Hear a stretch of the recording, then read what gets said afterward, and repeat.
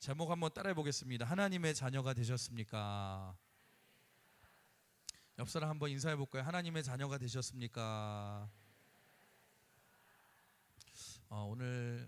오늘은 좀 복음에 대한 메시지를 좀 나누고 또 다음 주부터는 조금 신앙생활에 관한 얘기를 나눌 텐데, 여러분, 인도 사람들이 이제 일평생을, 인도 사람들은 윤회 사상을 믿으면서 살아갑니다. 윤회 사상이라는 게 뭐냐? 자신이 살아오면서 내가 한 행동들과 업적에 따라서 다음 생애에 내가 무엇으로 태어날지가 결정된다는 거예요. 그러니까 내가 조금 나쁜 짓을 많이 하고 좀 나쁘게 살고 업적이 없고 그렇게 살아가면은 다음 생에 뭐로 태어난다고 믿냐면, 뭐 개로 태어나고 소로 태어나고 아니면 진짜 나쁘게 살면 바퀴벌레로 태어나고 뭐 그런 거를 믿는 거죠. 그렇게 태어날 수 있는 거죠. 그러니까 인도 사람들이 참 특이한 게 뭐냐, 그 윤회 사상을 믿기 때문에 평소에도 여러분 조그만한 곤충도 절대로 죽이지 않는데요. 우리 같으면은 뭐 지나가다가 여기 어떻게 해요? 여러분, 제 개미가 막 뛰어놀면 꾹 눌러주잖아요.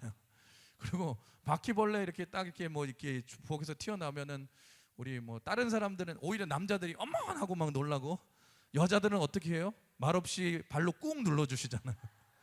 꾹 눌러가지고 참 우리 한국 사람, 한국 여자들이 대단한 것 같아요. 근데 그렇게 많이 하시는데 인도 사람들은 절대로 그렇게 안 한다는 거예요. 왜냐하면 이걸로 하면 내가 다음 생에 바퀴벌레로 태어날 수 있어서. 그리고 대부분의 많은 사람들이 동물을 안 죽이기 위해서 채식을 한대요. 채식을. 우리는 살 빼려고 하잖아요. 근데 거기는 그렇게, 인도 사람들은 이 윤회 사상을 믿는데, 여러분, 며칠 전에 TV를 제가 보는데 TV에서 많이 이제 부부가 나오면 물어보는 질문이 있어요. 뭘 물어보냐? 특히 남자에게 주로 묻는데, 이 남편에게 그런 질문을 하는 거예요. 남편분은 다음 생애에 태어나도 우리 아내분이랑 결혼하시겠습니까? 근데 제가 그걸 보는데 안타깝게도 그 남편이 그 몇 초를 망설였어요. 조금 망설이다. 당연하죠. 그렇게 얘기하는데 아시죠? 그 몇 초가 있거든요. 그러니까 여러분, 남자분들 잊지 마십시오. 인생은 타이밍이 중요합니다. 아무리 바른 말을 해도 타이밍이 좋아야 될 줄 믿습니다. 옆 사람 인사해볼까요? 타이밍이 중요합니다. 다시 한번 인사해볼까요? 고민하지 말고 대답합시다. 남자분들은 정신 반짝 차리셔야 돼요. 그런 질문이 오면 끝나기 전에 당연하죠 이렇게, 여러분 웬만하면 이렇게 네 당연하죠 뭐 이렇게, 그런 거 여러분 항상 명심하시고, 그게 인생을 잘 사는 법이죠. 여러분들은 혹시 어떠하십니까? 여러분들이 다시 태어난다면 지금의 배우자와 다시 결혼하시겠습니까? 제가 이 질문하면서 아내요는 제가 처음 들어봤는데 아내요가 지금 앞줄에서 한 명이 나왔는데, 네, 아마 뭐 대부분의 분들이 그러면서도 이제 또 안 해요 하는 분들이 꼭 제일 잘하시더라고요. 그런데 여러분, 제일 안타까운 사실은 뭐냐? 그럼에도 불구하고 사람은 한번 태어난 후에 다시 태어나는 존재가 아니죠. 그런데 여러분, 오늘 성경을 보시면 사람이 다시 태어나는 방법이 있다라고 말을 하고 있습니다. 그 방법이 뭐냐? 예수님을 믿는 것입니다.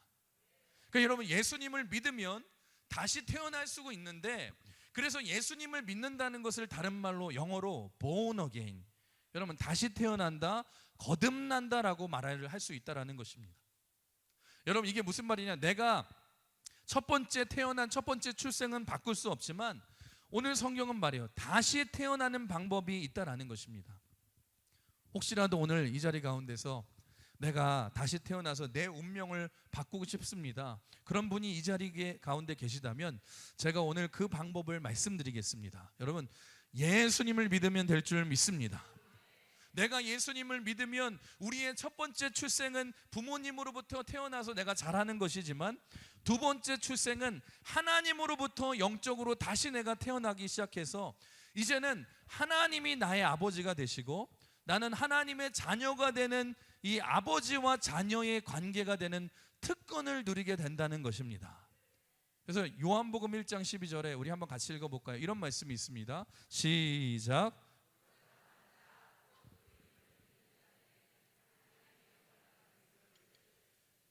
여러분, 그래서 예수님을 영접하고 믿으면 하나님의 자녀가 되는 권세를 주신다. 그래서 오늘 저는 여러분들에게 성경에서 다시 태어난 한 사람을 소개하고 싶은데, 이 사람의 이름이 누구냐? 니고데모라는 사람이에요. 여러분, 그런데 오늘 성경은 니고데모에 대해서 소개를 하기를 뭐라고 설명하냐? 니고데모는 산헤드린 공회원 중에 한 사람이다, 이렇게 소개를 합니다. 여러분, 이스라엘 사람들 중에서 산헤드린 공회원이 된다는 것은요, 우리가 생각하는 것과는 차원이 다르게 굉장히 어려운 일입니다.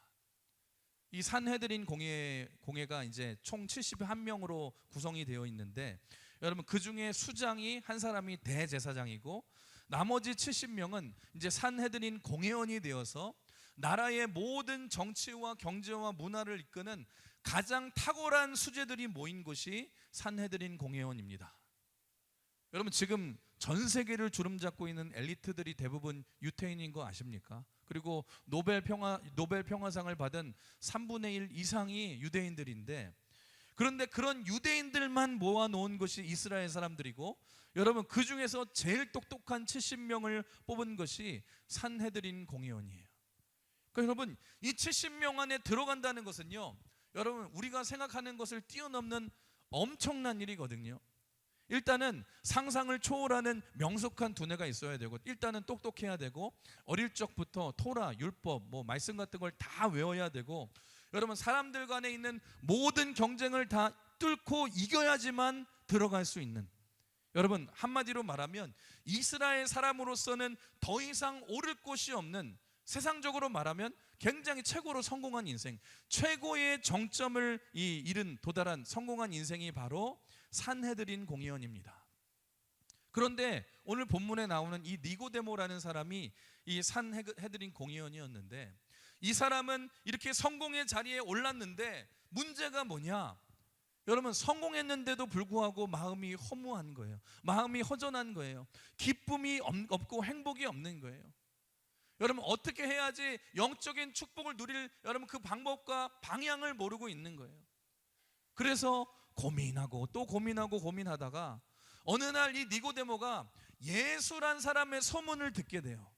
그리고선 예수에게 물어보기 위해서 아무도 보지 않는 밤에 몰래 예수님을 찾아간 것입니다. 그게 바로 오늘 본문에 나오는 내용이에요. 여러분, 왜 밤에 찾아갔을까요? 이 니고데모가 예수님을 찾아간 이 산헤드린 공회원이, 여러분, 예수란 사람을 찾아간 모습을 다른 사람이 보게 된다면 이 산헤드린의 명예를 실추했고, 그런 이유로 자격이 박탈될 수도 있고 관직이 사라질 수도 있기 때문에 이 니고데모는, 여러분, 밤에 찾아갔지만 그 위험을 무릅쓰고라도 내가 이 문제를 해결해야겠다 하면서 밤에 예수님을 찾아가게 된 거예요. 지금 이 니고데모가 예수님을 찾아간 사건에 대해서 이 신학자 필립 라이크는 이런 얘기를 했습니다. 니고데모가 밤에 찾아왔다는 것은 시간적으로 밤에 찾아온 것이지만 동시에 그의 영적 상태도 깊은 밤이었다. 여러분, 니고데모는 어릴 적부터 남다르게 노력해서 성공한 인생이었습니다. 흔히 말하는 죄라고는 지어본 적이 없는 정직한 삶을 살았던 사람이에요. 율법을 다 외우고 율법으로는 흠이 없게 살았고, 두뇌는 명석하고, 모든 사람들이 부러워하는 이 산헤드린 공회원이 되어서 최고의 성공의 가도를 달리는 인생이었는데, 막상 성공의 꼭대기란 곳에 도달해서 여기에 도달해 보니까 거기서 나를 기다려줄 것 같은 행복이라는 파랑새를 도무지 찾을 수가 없는 것이에요. 아마 니고데모는 인생의 행복을 찾기 위해서 이 성공이라는 목표를 두고 평생을 노력하며 살았을 것입니다. 그런데 막상 성공의 정상에 올라가 보니 행복의 어떤 의미도 찾을 수가 없고, 문제는 뭐냐? 평생 성공을 이루는 데만, 그걸만 위해서만 달려가고 살았지, 성공한 뒤에 내가 어떻게 살아야 될지에 대해서 전혀 준비하지 못한 채 이 성공한 뒤에 길을 잃어버렸다는 것입니다. 여러분, 1991년도에 한국에 북극 탐험대가 있었는데, 북극 탐험대가 수많은 실패를 경험한 후에 세계에서 여덟 번째로 북극의 정복에 성공하게 됩니다.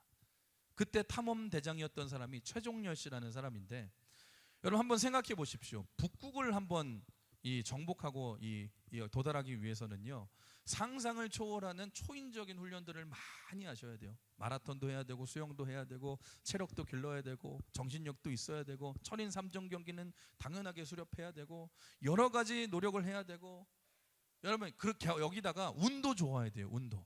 왜냐하면 북극을 가는 여정 중에 어떤 사건 사고가 일어날지 모르잖아요. 갑자기 막 유리가 이 얼음이 깨질 수가 있고 동물이 막 습격할 수도 있고 굶어 죽을 수 있고 어떤 사건이 일어날지 모르기 때문에 운도 좋아야 되거든요.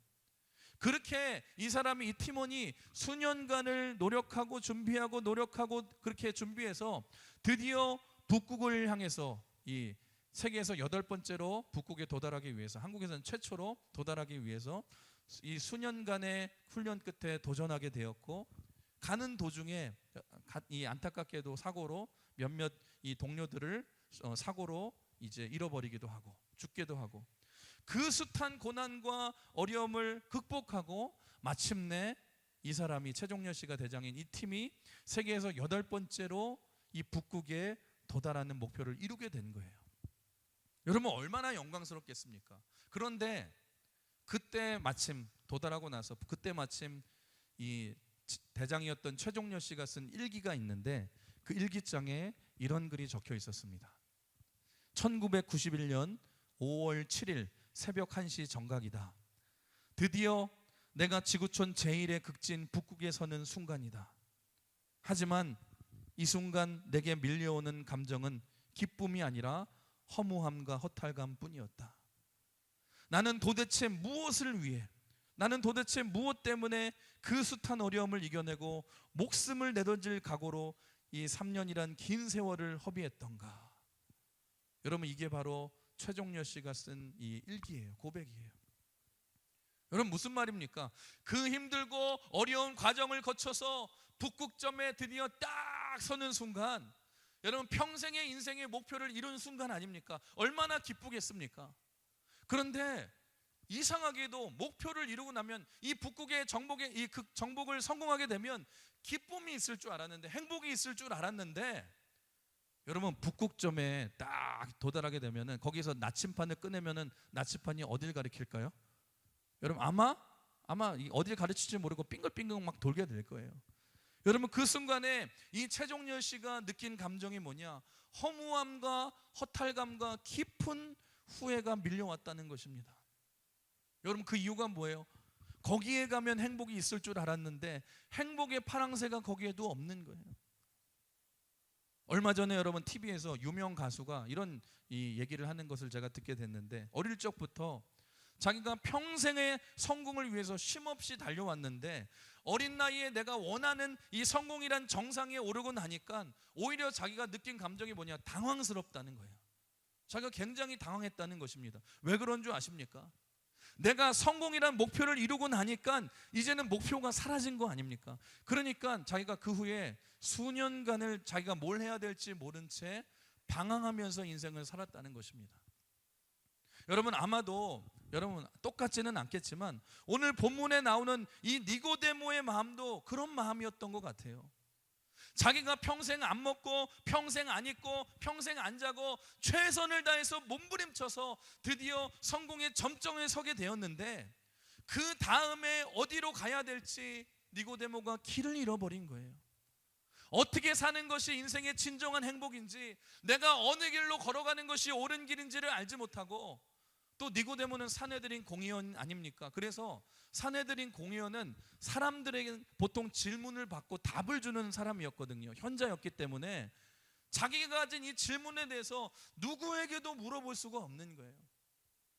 니고데모는 분명 누구보다도 성공한 인생을 살았지만 그의 마음속은 칠흑 같은 어둠 속에서 지금 헤매고 있었다는 것입니다. 인생의 답을 알지 못한 채, 행복을 찾지 못한 채, 풀리지 않는 이 고민으로 방황하던 차에 어느 날 이 니고데모가 어떤 소식을 듣게 되었는데, 어떤 소식이었냐? 예수라는 사람이 있는데, 랍비라고 불리는 예수라는 사람이 있는데, 이 예수를 만나는 사람마다 이상하게 병이 고쳐지고, 예수님을 만나는 사람마다 인생의 행복을 찾고, 예수님을 만나는 사람마다 기쁨을 회복하고, 예수님을 만나는 사람마다 인생의 목적이 회복되었다는 거예요. 사람이 변화되었다는 거예요. 그 순간 이 니고데모의 마음속에 무슨 마음이 들었냐? 나도 예수라는 사람을 만나면 내 고민을 풀 수 있지 않을까? 이 기대감을 가지고 희망을 가지고 오늘 요한복음 3장에 이 니고데모가 밤에 예수님을 찾아오게 된 거예요. 그리고 예수님을 만나자 니고데모가 예수님에게 질문을 합니다. 랍비여, 내가 무엇을 해야 하나님 나라에 들어갈 수 있습니까? 여러분, 이 질문은요 굉장히 아이러니한 질문인데, 왜냐하면 여러분, 니고데모는요 이 산헤드린 공의원으로서 평소에 모든 사람들에게 하나님 나라에 들어갈 수 있는 방법을 가르치던 사람이었어요. 그런데 정작 자기 자신은 무슨 문제를 안고 있었습니까? 여러분, 그 인생의 답을 찾지 못한 채 누구에게도 물어볼 수 없는 고민과 질문을 가지고 지금 예수님께 묻고 있는 거예요. 모든 사람이 아무도 자기를 보지 않는다고 생각하고, 예수여, 내가 무엇을 해야 하나님 나라에 들어갈 수 있습니까? 그때에 예수님이 하신 말씀이 오늘 본문 요한복음 3장 3절에 있습니다. 우리 한번 같이 읽어볼까요? 시작. 예수께서 대답하여 이르시되 진실로 진실로 내게 이르노니 사람이 거듭나지 아니하면 하나님의 나라를 볼 수 없느니라. 아멘. 한마디로 말하면 예수님께서 네가 다시 태어나야 된다는 거예요. 그런데 이 말을 듣고 나서 니고데모가 도무지 이해가 되지 않는 거예요. 그러니까 예수님께 다시 묻게 되죠. 아니 예수님, 사람이 한번 태어났으면 됐지 어떻게 다시 부모의 엄마의 모태로 다시 들어가서 다시 태어날 수 있습니까? 어떻게 해야지 내가 다시 태어날 수 있습니까? 그게 무슨 뜻입니까? 그러자 예수님께서 이 성경 전체의 핵심 내용을 요약하는 가장 중요한 말씀을 하시죠. 그게 바로 요한복음 우리가 잘 알고 있는 3장 16절입니다. 16절 오늘 말씀 같이 읽어볼까요? 시작. 하나님이 세상을 이처럼 사랑하사 독생자를 주셨으니 이는 그를 믿는 자마다 멸망하지 않고 영생을 얻게 하려 하심이라. 아멘. 오늘 성경에는 이렇게 기록되어 있지만 아마 지금 현장에서는 예수님과 니고데모 단 두 사람의 대화 아닙니까? 아마 현장에서는 예수님께서 니고데모의 개인적인 질문에 개인적으로 이렇게 답을 해주셨을 것 같아요. 하나님이 니고데모 너를 이처럼 사랑하사 너 앞에 있는 나 독생자를 너를 위해 주셨으니 네가 나를 믿으면 이제는 멸망하지 않고 영생을 얻게 될 거야. 네가 나를 보는 그 순간 너는 다시 태어나게 될 거야. 하나님 나라를 보게 될 거야. 여러분, 그렇습니다. 인생에서 제일 중요한 것은 내가 영적으로 다시 태어나는 것입니다. 믿음으로 말미암아 우리가 다시 태어나야 될 줄 믿습니다. 여러분, 그렇다면 그 예수님을 믿는다는 게 도대체 뭘 말하는 것입니까? 그 의미가 무엇입니까? 그걸 설명하기 위해서 여러분, 우리가 보통 요한복음 3장 16절을 하도 달달 외워서 이게 제일 중요한 줄 아는데, 이 말씀을 더 잘 이해하기 위해서는 그 바로 전의 말씀을 이해해야 됩니다. 그 바로 전의 말씀, 우리 요한복음 3장 14절과 15절 오늘 본문이죠. 같이 한번 읽어볼까요? 시작. 모세가 광야에서 뱀을 든 것 같이 인자도 들려야 하리니 이는 그를 믿는 자마다 영생을 얻게 하려 하심이니라. 여러분, 예수님께서 니고데모에게 다시 태어나야 함을 설명하시면서 뭘 얘기하시냐? 그 옛날에 이스라엘 백성들이 광야에 있을 때에 불뱀에 물려서 다 죽게 되었을 때에 이 장대 위에 달린 구리뱀을 쳐다보는 사람마다 다 살아났던 얘기를, 그 사건을 지금 말씀하고 계시는 거예요. 그 이야기가 민수기 21장에 나오는 내용인데, 여러분 제가 좀 설명을 드리자면 이스라엘 백성들이 이집트의 노예에서 이 고생을 하고 있다가 하나님의 은혜로 이 인도자 모세를 통해서 이집트에서 탈출하게 되죠. 우리가 출애굽이라고 말하는데 이집트에서 탈출해서 하나님이 약속하신 가나안 땅을 향해 걸어가는 여정 중에 이 광야에서 이스라엘 백성들이 힘들다고 하나님께 원망하고 불평을 하다가 이 광야에서 불뱀을 만납니다. 불뱀을 만나서 불뱀에 물려서 독 때문에 이스라엘 백성들이 다 죽게 되었어요. 너무너무 힘들자 죽게 되자 백성들이 하나님 앞에 살려달라고 애원을 한 거예요. 애원을 하자 하나님이 불쌍히 여기셔서 모세에게 이런 명령을 하십니다. 모세야, 모세야, 너는 긴 장대를 길게 만들어서 그 위에 구리뱀을 하나 만들어 놓아라. 그리고 그 장대를 높이 올려서 이스라엘 백성들에게 전달하여라. 그 구리뱀을 믿고 쳐다보는 사람은 다 살아날 것이라고 전해라. 내 말을 믿고 쳐다보는 사람은 다 살 것이고, 만약에 믿지 못하고 쳐다보지 않는 사람은 독이 퍼져서 다 죽으리라. 그래서 모세가 실제로 여러분 그 막 죽어가고 있을 때에 긴 장대에 구리로 뱀을 만들어서, 구리로 뱀의 형상을 만들어서 거기서 달아놓고 이제 높이 올리고 이스라엘 백성들에게 말을 한 거예요. 그리고 실제로 그 말을 믿고 그 구리뱀을 쳐다본 사람은 이상하게 몸에서 독이 사라져서 살게 되었고, 그 말을 믿지 못하고 말도 안 되는 소리라고 믿지 못하고 쳐다보지 않는 사람들은 몸에 독이 다 퍼져가지고 죽게 되었다는 것입니다. 여러분, 그러면 우리가 신기하잖아요. 어떻게 이 장대 위에 구리뱀을 쳐다보면 살 수 있는 것입니까? 여러분, 옛날에 전쟁을 할 때를 보시면, 옛날 사람들이 전쟁을 할 때 보시면 항상 깃발을 들고 나갔어요. 깃발. 그런데 이 깃발의 의미가 뭐냐? 아군의 상징하는 깃발을 높이 들게 되면 그게 뭘 상징하는 것이냐면, 여러분, 깃발 밑으로 우리 편이 다 모이라는 뜻이에요. 소집 명령이라는 뜻이죠. 마찬가지로 지금 광야에서 긴 장대에 구리뱀을 높이 달아서 올린 이유가 뭐냐? 이건 한마디로 말하면 뱀을 다 소집하는 명령이에요. 뱀들은 다 모이라는 것입니다. 그래서 여러분, 불뱀에 물린 자 중에 높이 올린 구리뱀을 쳐다보는 자는 몸 안에 있는 뱀의 독이 빠져나가서 그 장대 밑으로 소환되어지는 것입니다. 그러니까 살게 되는 거죠. 그런데 만약에 그 사실을 믿지 못하고 구리뱀을 쳐다보지 않는 사람은 여전히 뱀의 독이 몸 안에 남아있기 때문에 죽게 된다는 것입니다. 지금 예수님께서 이 이야기를 하신 이유가 뭐냐? 이게 바로 십자가의 사건을 상징한다는 것입니다. 예수님께서 광야의 구린뱀처럼 십자가에 달리셨는데, 누구든지 십자가 위에 죄인의 모습으로 달린 예수님을 쳐다본다면 우리 속에 태어날 때부터 가지고 있던 그 죄가 여러분 죄인들만 달리는 십자가로 소환되어져서 우리의 모든 죄와 저주가 예수님께로 옮겨지게 되고 우리의 죄가 사라지고 영생을 얻게 된다는 것입니다. 그런데 만약에 그걸 믿지 못하고 십자가의 예수님을 바라보지 못하는 사람은 그 죄가 소환되지 않기 때문에 그 죄로 인해 죽고 심판을 받게 된다는 것입니다. 그래서 여러분, 예수님이 저주받은 모습으로 달려있는 십자가는 예수님의 저주가 아니라 예수님이 우리의 저주를 가져가셔서 대신 짊어지시는 십자가시고, 예수님이 십자가 위에 죄인의 모습으로 달리신 것은 자신의 죄 때문이 아니라 우리의 죄를 대신해서 짊어지신 사랑과 은혜의 십자가이신 줄 믿습니다. 우리의 모든 죄와 저주를 생명으로 지불해서 여러분 대신 죽음으로 갚으셨기 때문에, 여러분 지불하셨기 때문에 예수님의 십자가는 여러분 뭐예요? 예수님의 사랑을 말하는 것이고 은혜를 말하는 것이고, 그것으로 인해 우리는 죽음에서 생명으로 옮기게 된 것입니다. 여러분, 죄 때문에 죽어야 될 우리가 예수님 때문에 살게 되었고, 아무 죄가 없으신 예수님이 우리의 죄를 뒤집어 쓰심으로 돌아가신 사건이 바로 십자가의 사건이라는 것입니다. 지금 예수님께서 장대에 달린 불뱀의 사건을 말씀하시면서 뭐라고 그래요?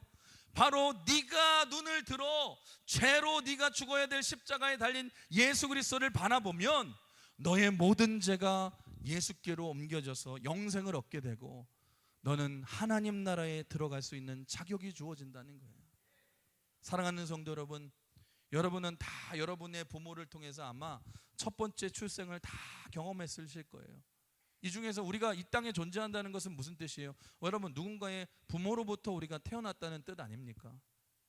여러분, 이 중에 그런 분이 계실 거예요. 어떤 분은 유복한 가정에서 태어나서 좋은 부모님을 만난 분도 계실 것이고, 어떤 분은 좋지 않은 부모님 밑에서 태어난 분도 계실 것이고, 어떤 분은 태어나 보니까 내가 부모님이 누군지도 모른 채로 고아로 자라나신 분도 계실 것이고, 또 어떤 분은 차라리 고아가 나을 정도로 부모로부터 심한 폭력과 학대로 인해서 큰 상처가 있으신 분도 계실 것입니다. 그런데 여러분, 첫 번째 부모는 내가 선택한 것이 아니라 여러분 내게 주어진 인생 아닙니까? 여러분, 주어진 것으로 상처받지 마시고 부모로 잘못 만난 것으로 인해서 내 삶을 한탄하는 것이 아니라 여러분 오늘 이 사실을 기억하시길 바랍니다. 여러분 내 운명을 단순히 바꿀 수 있는 기회가 있다는 것입니다. 그게 어떤 기회입니까?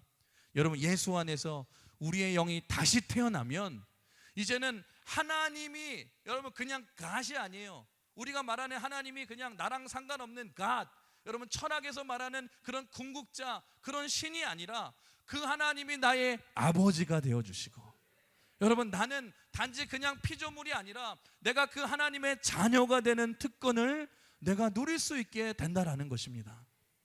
여러분 잊지 마세요. 우리 모두에게는요 정해진 운명이 있어요. 우리 모두는 태어날 때부터 우리가 죄인으로 태어나게 됩니다. 그래서 여러분들이 그냥 평생을 아무 일 하다가 그냥 죽으면 어떤 일이 벌어지냐? 우리는 죄인으로 태어나서 평생을 죄인으로 살다가 죄인으로 죽게 되고 자연스럽게 죄인들이 가게 되는 심판의 자리에 가게 되어서 죄인들이 갈 수밖에 없는 지옥으로 가는 것이 우리에게 정해진 운명이라는 것입니다. 그 성경에 히브리서라는 말씀에 이렇게 말해요. 히브리서 9장 27절 같이 읽어볼까요? 시작. 한번 죽는 것은 사람에게 정해진 것이요 그 후에는 심판이 있으니. 무슨 말입니까? 사람이 누구나 죽게 되는 게 첫 번째 운명인데 두 번째 운명이 뭐라는 거예요? 그 죽음 위에는 그 후에는 반드시 심판이 있다는 것입니다. 심판받아 지옥으로 가는 것이 우리의 운명이라는 거예요. 여러분 그렇다면 우리가 이렇게 살 수 없지 않습니까? 그 운명을 우리가 바꾸기 위해서 우리가 이 땅에서의 하나님께서 7, 80년의 삶을 주시고 지금도 이렇게 말씀을 들을 수 있는 기회를 주신 거잖아요. 여러분 우리에게는요 다 옛 주소가 있었어요. 우리에게 원래 운명이 주어진 주소가 있었어요. 우리 주소가 뭐냐? 제가 알려드릴게요. 하늘나라 지옥군 죽으면 다가리 444번지. 하늘나라 지옥군 죽으면 다가리 4444번지. 우리의 원래 주소는 뭐예요? 죄인으로 태어나 죽으면 자동적으로 따라가는 지옥이라는 거예요. 그런데 우리가 사는 날 동안 여러분 오늘처럼 저를 통해서라든지 아니면 어떤 교회를 통해서 아니면 누군가를 통해서 여러분들이 예수님에 대해서 듣게 되고 오늘 니고데모처럼 예수님을 알게 되고 그 예수님을 믿게 되면 그 순간 어떤 일이 벌어지냐? 우리의 삶 속에서 사망에서 생명으로 옮겨지고 우리의 운명이 바뀌고 여러분 우리의 주소가 바뀌고 여러분 이제는 하나님이 우리의 아버지가 되시고 우리는 그분의 자녀가 되어서 모든 사람이 가는 여러분 첫 번째 죽음은 우리가 다 맞이하게 되지만 우리의 운명이 변화되죠. 그 뒤에는 우리가 심판을 맞이하는 것이 아니라 이제는 하나님이 우리의 아버지시기 때문에 여러분 이 아버지의 집 영원한 하나님의 나라 여러분 천국으로 가게 되는 줄 믿으시길 바랍니다. 그래서 여러분 예수님을 믿고 나면 우리의 주소가 변화돼요. 우리 주소가 바뀌는 거예요. 여러분 새로운 주소를 말씀드릴 테니까 새로운 주소는 다 외우셔야 됩니다. 우리 한번 따라해 볼까요? 하늘나라 천국군 믿으면 다 살리 천사번지. 아시겠죠? 우리 새로운 주소는 뭐예요? 하늘나라 천국군 믿으면 다 살리 몇 번지? 천사번지. 천사는 천사가 있기 때문에 뭐 했겠죠? 여러분 예수님을 믿게 되면 이제는 하나님이 우리의 아버지가 되어주셔서 여러분 그냥 구원받는 거고 다시 태어나는 것에서 끝나는 게 아니에요. 이제는 그 하나님이 나의 아버지가 되어주셔서 여러분이 천국 가는 그날까지 하나님이 내 곁을 떠나지 않으시고 나와 함께 하시고 나를 도와주시고 나를 내 삶을 인도해 주시고 풍성한 삶을 살도록 이 땅에서의 그 하나님 나라의 천국의 삶을 살 수 있도록 인도하시고 축복을 주신다는 거예요. 여러분 예수 믿게 되면 이 땅에서 그런 축복을 누리게 되니까 얼마나 큰 축복입니까? 여러분 제 삶을 돌아보면 제 인생도 돌아보면 인생에 분명히 행복하고 기쁠 때도 있었어요. 하지만 때로는 눈물이 마를 날이 없을 정도로 힘든 시절도 있었어요. 그럼에도 불구하고 제가 고백할 수 있는 고백이 뭔 줄 아십니까? 내가 믿고 또 의지함은 내 모든 형편 아시는 주님. 앞으로도 늘 돌보아 주실 것을 나는 확실히 아네. 내가 그럼에도 불구하고 내가 믿고 의지하는 이유가 뭐냐? 내 모든 형편을 아시고 나를 가장 사랑하시기 때문에 내가 천국 가는 그날까지 여러분 내 인생을 돌봐주시는 주님, 지금까지 지내온 것이 주님의 은혜인 줄 믿습니다. 여러분, 제가 힘들 때도 기쁠 때도 어려울 때도 우리 하나님은 늘 내 곁에 계셔서 나와 함께 하시고 지금까지 인도하여 주시고 나의 등 뒤에서 나를 도와주시는 그 주님, 그 하나님이 여러분의 하나님과 함께 하시는 여러분의 하나님이신 줄 믿습니다. 그리고 앞으로도 여러분의 하나님이 되실 줄 믿습니다. 여러분, 혹시 이 중에 그런 분들이 계실 거예요. 내가 혹시 다시 태어났는지 안 태어났는지, 내가 거듭났는지 안 거듭났는지를 잘 모르겠다는 분들이 계시다면 여러분 기억하세요. 내가 아직 태어나지 않은 거예요. 여러분, 내 신앙이 나는 30년 동안 성장한 적이 없어요. 그건 뭐냐? 내가 아직 태어나지 않는 거예요. 왜냐하면 생명의 특징이 뭐냐? 생명이 있으면 자랄 수밖에 없거든요. 내가 성장할 수밖에 없거든요. 그래서 여러분, 구원에 대한 확신이 내가 하나님의 자녀인 것이 애매하다 그런 분이 있다면 오늘 말씀을 듣고 다시 예수 그리스도를 내 마음에 영접하시길 주의 이름으로 축원합니다. 여러분, 예수님을 믿는다는 건 간단해요. 두 가지만 믿으면 돼요. 우리 그 말씀이 로마서 10장 9절에 나와 있습니다. 한번 같이 읽어볼까요? 시작. 내가 만일 내 입으로 예수를 주로 시인하며 또 하나님께서 그를 죽은 자 가운데서 살리신 것을 내 마음에 믿으면 구원을 받으리라. 아멘. 두 가지입니다. 두 가지만 중요해요. 예수님이 나를 죄에서 살리신 구세주로 내가 믿고, 또 뭘 믿어요? 그 예수님이 여러분 내 인생을 평생을 인도하는 내 인생의 주인이 되신다는 그 사실을 마음으로 믿고 입으로 시인하면 구원을 받는다는 것입니다. 아, 예수님이 날 위해 십자가의 죽음으로써 죽을 나를 살리셨구나.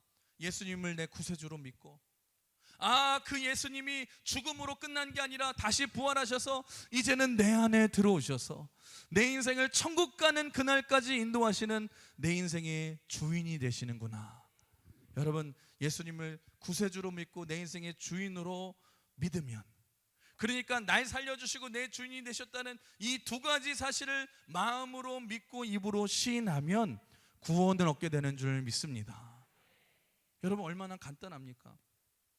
여러분, 오늘 말씀을 정리하면서 사랑하는 성도 여러분, 제가 한 가지 말씀드리고 이제 말씀을 마칠 텐데, 여러분, 뱃속에 아직 태어나지 않는 아기는요, 여러분 몰라요. 뭘 모르냐면 이 뱃속, 어머니 뱃속 밖에는 이 넓고 좋은 세상이 있다는 사실을 알아요? 몰라요? 몰라요. 그 뱃속이 전부라고 생각하면서 아이 포근하다, 아이 너무나도 좋다, 엄마가 탯줄을 통해서 맛있는 거 좋은 거 다 공급해주고 나는 이곳이 좋다, 여기서 평생 영원히 살았으면 좋겠다 생각을 해요. 근데 이상하죠? 이 시간이 지나면은 아이도 자라고, 생명이니까 자랄 수밖에 없죠. 6개월, 7개월, 8개월, 9개월, 10개월이 가까이 되면은 어떤 일이 벌어집니까? 갑자기 천지가 막 광광 개벽하고 세상이 변하기 시작하고 몸이 뒤집어지기 시작하고, 아기에게는요, 이 아기 입장에서는 종말이 온 것 같아요. 그러면서 막 어디로 누가 나를 막 잡아 당기는 것 같은데 안 잡아 당긴다고 막 기계가 들어와서 잡아 당기기 시작하고, 내가 어디로 빠져나가는 것 같은데 안 돼, 안 돼 그러면서, 아기가 나올 때 왜 울면서 나오는 줄 아세요? 세상이 끝난 줄 알고 안 돼 그러면 엥 하고 나오는 거예요. 여러분, 이제는 내가 다 끝났구나, 세상이 종말이구나, 끝났구나, 죽었다고 생각하면서 응애 하고 나와서 눈을 떠보니까 어잉? 이게 뭐예요? 이런 좋은 세상이 다 있네. 이런 세상이 있네. 내 앞에서 엄마 아빠가 따뜻한 미소로 사랑한다고 해서 얼굴을 막 갑자기 막 크게 들면서 무섭게 막 자꾸 뽀뽀를 하고 박수 쳐주고 미소를 지우고 사랑해주고, 집에 가면 따뜻한 침대가 있고 맛있는 우유가 막 세트별로 다 있고, 여러분 길가에는 아름다운 꽃이 펴 있고 맑은 하늘에 아주 멋있게 있고, 이 좋은 세상이 있다는 것을 뱃속에 있는 아기는 밖에 전혀 이 좋은 세상에 있다는 것을 전혀 몰랐어요. 그런데 엄연히 존재하는 거 아닙니까? 마찬가지예요. 여러분, 많은 세상의 사람들이 이렇게 얘기해요. 에이, 뭐 천국이 어딨어, 뭐 지옥이 어딨어, 다 겁주려고 만든 거지, 죽으면 끝이야, 끝이야. 여러분, 아니에요. 뱃속의 아기가 이 세상에 있는 것들을 상상도 못한 것처럼 성경은 분명히 말해요. 여러분, 제가 말하는 말이 아닙니다. 성경에서 말하는 말이에요. 내가 믿고 싶던 믿지 않던, 내가 원하던 원치 않던 성경은 말하고 있어요. 죽으면 끝이 아니라 반드시 천국과 지옥이 있다라는 거예요. 중요한 사실은 뭐냐? 여러분, 이 기회를 놓쳐서 나중에는요, 때가 되더라도, 때가 되면은요, 후회도 아무 소용이 없다라는 거예요. 여러분, 기회라는 것은 무엇입니까? 잡아야지 기회가 되잖아요. 기회가 있을 때에 여러분, 오늘 예수 그리스도를 믿으시고 내 인생의 주소를 바꾸고 운명을 바꾸시는 여러분 되시길 주의 이름으로 축원합니다. 사랑하는 성도 여러분, 예수 그리스도를 내 마음의 구세주와 여러분 주인으로 믿으십시오. 그래서 구원받고 거듭나서 영원한 생명을 소유하는 여러분이 되시길 주의 이름으로 축원합니다. 제가 목회를 하면서 한 가지 품은 이 소원이 있어요. 이 목표가 있고 소원이 뭐냐? 저는요, 제가 목회하는 동안에 우리 강흥교회 모든 성도들 한 사람도 빠짐없이, 한 사람도 예수 그리스도를 안 믿고 몰라서 지옥 가는 일이 없도록 모든 사람이 예수를 믿고 하나님의 자녀를 확신하시고 믿음으로 승리하는 삶을 살기를 주님의 이름으로 축원합니다. 만약에 오늘 여러분 그분들뿐만 아니라 내가 예수를 믿었는데 내 구원의 감격을 잊어버린 채 내 영이 잠자는 분이 계시다면 오늘 말씀을 통해서 다시 한번 결단하시고 이 하나님의 자녀가 된 축복과 은혜를 다시 한번 누리시면서 감격과 은혜로 살아가시는 저와 여러분 되시길 주님의 이름으로 축원합니다. 오늘 말씀을 기억하시면서 우리 같이 찬양하길 원합니다. 우리 찬양 같이 고백하겠습니다.